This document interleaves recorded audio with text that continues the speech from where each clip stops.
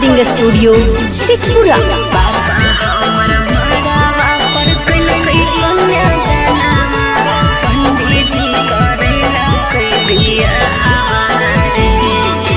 कौंची के डरे बारा तोहर बनलौला भराबा कहाँ के रे बहनलौ दुल्हा बागे के तोहर महाराबा में कलकौ कन्या दानमा के तोर करैला कौ बियाह बागे हेरे ट्रक के ड्राइवरवा हमरा बनलैला भरावा जमै के रे बनल दुल्हा रे पापा हमरा मरावा पर कई कन्या दानमा पंडित जी करैला कई बियाह रे। बिना रिकॉर्डिंग स्टूडियो शेखपुरा।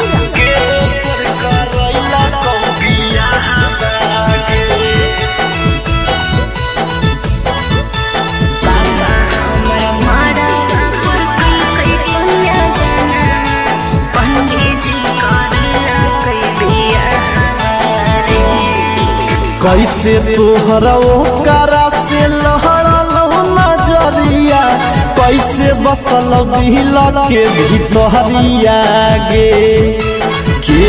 तोहरा देही में लगैला कौहरा दिया जो करे बनैली सब हरिया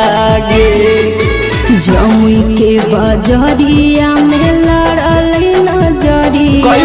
बसी गेले दिल के भीतरिया रे सखियन लगे हमरा देही में हर दिया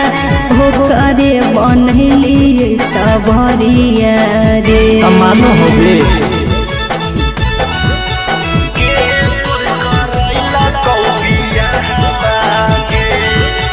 बिना रिकॉर्डिंग स्टूडियो शेखपुरा।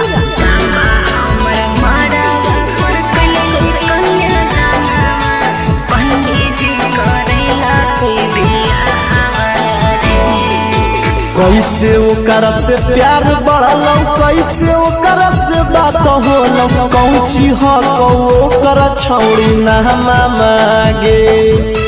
मानो हो कि नाही तोरा हमारा बताई देना कैसन हो ओकर रहना मांगे देखते ओकरा से प्यार होलै फोनवा पर बात होलै नाम हकै अखल सारिया नाम रे मानो हकै हमार